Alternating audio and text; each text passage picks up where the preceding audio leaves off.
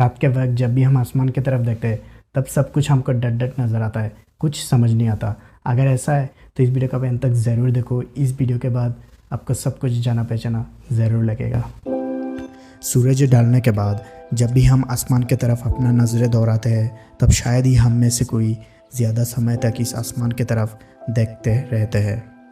और देखे भी कैसे, जिस चीज़ को हम ज़्यादा समझ नहीं पाते और जिस चीज़ के बारे में हमें ज़्यादा जानकारी भी नहीं है, उस चीज़ को हम इतने देर तक कैसे ही देख पाएंगे।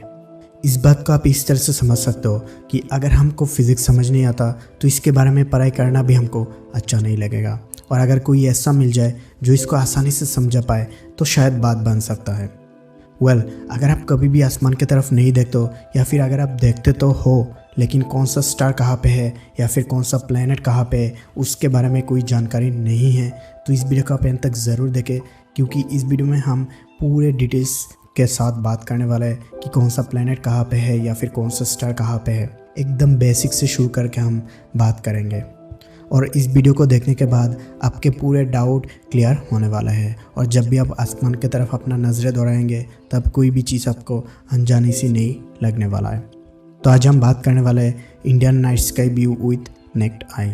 वीडियो शुरू करने से पहले आपसे गुजारिश है कि अगर आपको हमारे द्वारा बनाए गए इन्हीं एस्ट्रोनॉमी वीडियोस को अच्छा लगता है तो आप इस चैनल को सब्सक्राइब करके बेल आइकन ज़रूर दबा के रखना, ताकि आगे आने वाले ऐसे ही एस्ट्रोनॉमी वीडियो आपको मिल जाए। तो है गाइस, स्वागत है आपको साइंस फॉर पीस के एक और एपिसोड में।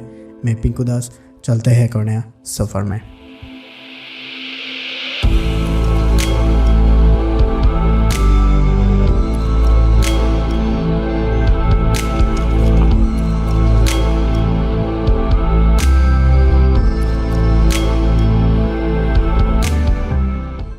एस्ट्रोनॉमी से हम इंडियन का नाता काफ़ी पुराना है और कई सारे पौराणिक कथाओं में इनका जिक्र भी किया गया है।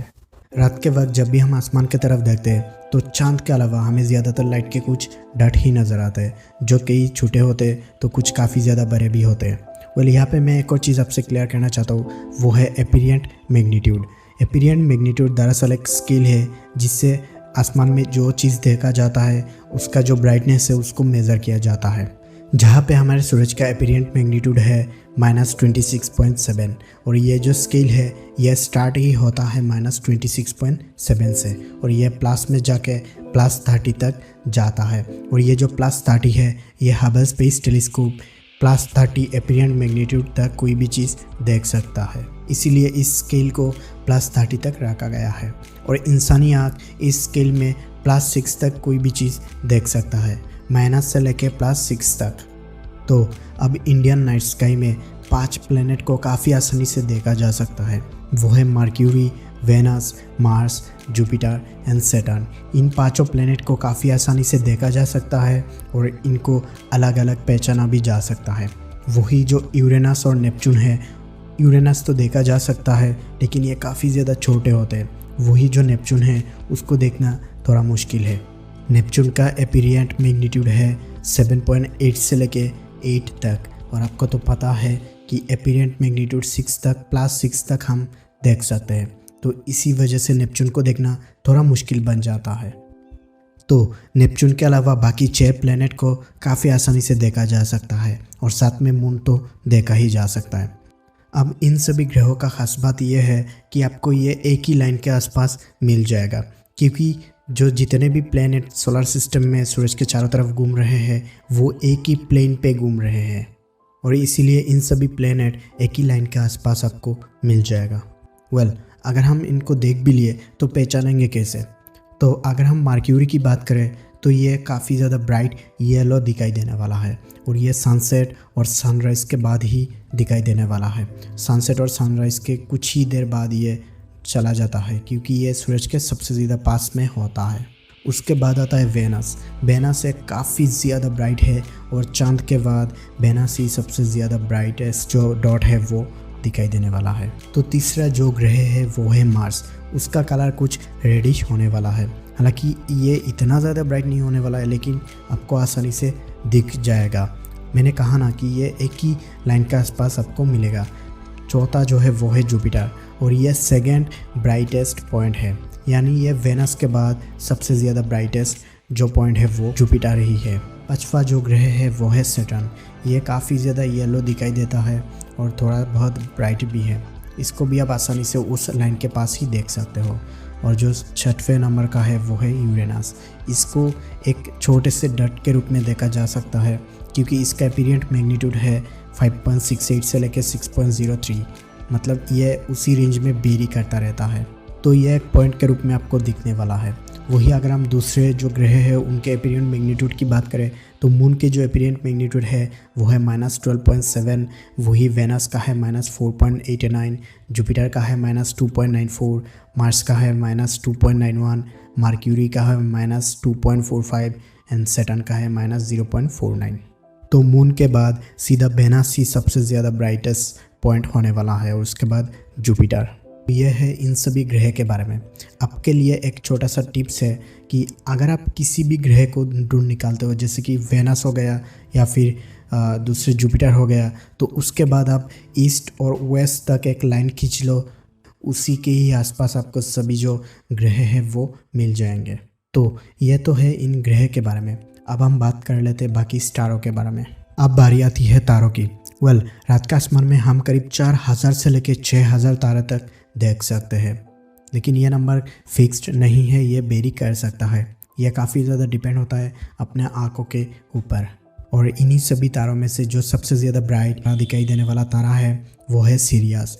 उसका एपीरियंट मैग्नीट्यूड है -1.46 और वही ये 8.6 लाइट ईयर दूर है हमसे। दूसरा जो ब्राइटेस्ट स्टार है वो है कोनोपास। इसका एपीरियंट मैग्नीट्यूड है -0.74 और ये हमसे करीब 310 लाइट ईयर दूर है। यहाँ पे जो दूरी है वो ज़्यादा मेज़र नहीं करता। अगर कोई भी तारा काफ़ी ज़्यादा बड़ा है तो ये काफ़ी दूर से भी देखा जा सकता है और काफ़ी ब्राइट भी देखा जा सकता है। तीसरे जो ब्राइटेस्ट स्टार है वो है रीगल कैंटिग्रास एंड टोलीमेन। हालांकि ये एक तारा नहीं है, ये बाइनरी स्टार सिस्टम है, यानी इसमें दो तारे हैं, लेकिन पृथ्वी से इसको एक ही तारे के रूप में देखा जाता है। और इसका जो एपीरियंट मैग्नीट्यूड है वो है -0.27, वही ये हमसे करीब 4.4 लाइट ईयर दूर है। इनके अलावा एक्टिवरास, वेगा एंड कैपेला कुछ और तारे हैं। और जो 10वें नंबर पर तारा है वो है बीटलजूस, जो कि 0.50 एपीरियंट मैग्नीट्यूड के साथ आता है, +0.50। वही इसका जो डिस्टेंस है वो हमसे करीब 720 लाइट ईयर दूर है।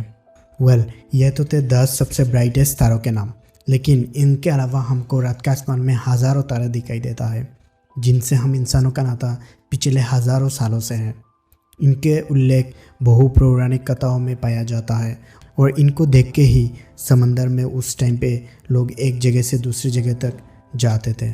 उन्हीं तारों में से कुछ तारों के ग्रुप को लेके कुछ पैटर्न या फिर कुछ एनिमल या फिर कुछ माइथोलॉजिकल पर्सन या फिर कुछ क्रिएचर या फिर ऑब्जेक्ट के रूप दे देते थे, जिनको आज हम कॉन्स्टेलेशन के नाम पे जानते हैं। और इन्हीं कॉन्स्टेलेशन का जिक्र लगभग दुनिया के हर कल्चर में ही किया गया है और इन्हीं कॉन्स्टेलेशन का जिक्र लगभग हर पौराणिक कथाओं में या फिर माइथोलॉजिकल बुक में भी किया जाता आ रहा है। और उन्हीं कॉन्स्टेलेशन में से कुछ को उनके बिलीव्स या फिर उनके स्टोरी के साथ रिलेट करके रखा गया था और दुनिया के हर अलग अलग कल्चर में इनका जिक्र किया गया है। और कभी कभी इनके नाम अलग अलग रखा गया है या फिर इनका जो शेप है वो भी अलग अलग रखा गया है, लेकिन समय के साथ साथ इनका शेप या फिर साइज़ धीरे धीरे चेंज होता आ रहा है। और आज हम इन पौराणिक कथाओं में लिखा गया माइथोलॉजिकल पर्सन या फिर क्रिएचर को कॉन्स्टेलेशन के नाम दे दिया है। कॉन्स्टेलेशन यानी नक्षत्र, नक्षत्र मंडल या फिर तारा समूह भी आप कह सकते हो।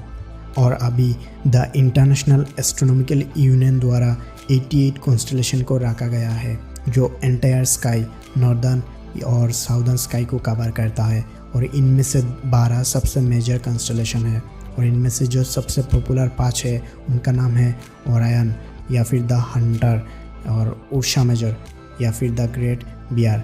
तीसरा है उर्सा माइनर, जो कि लिटिल डीपर नाम के भी जाना जाता है। चौथा है टाउरस या फिर द बुल और पांचवा है गामिनी या फिर द ट्विंस।